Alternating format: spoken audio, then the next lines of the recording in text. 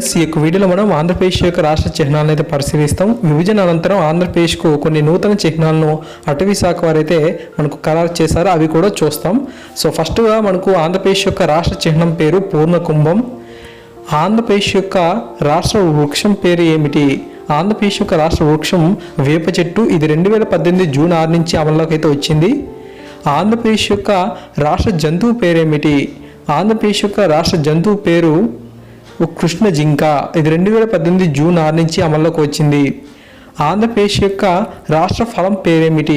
ఆంధ్రప్రదేశ్ యొక్క రాష్ట్ర ఫలం మామిడి పండు. 2018 జూన్ 6 నుంచి ఇది కూడా అమల్లోకి వచ్చింది. ఆంధ్రప్రదేశ్ యొక్క రాష్ట్ర అధికారిక భాష ఏది? తెలుగు. ఆంధ్రప్రదేశ్ రాష్ట్ర క్రీడ ఏమిటి?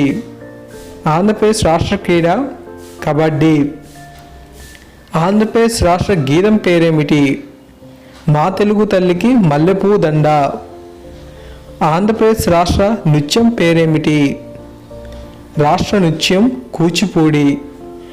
ఆంధ్రప్రదేశ్ రాష్ట్ర పుష్పం పేరేమిటి?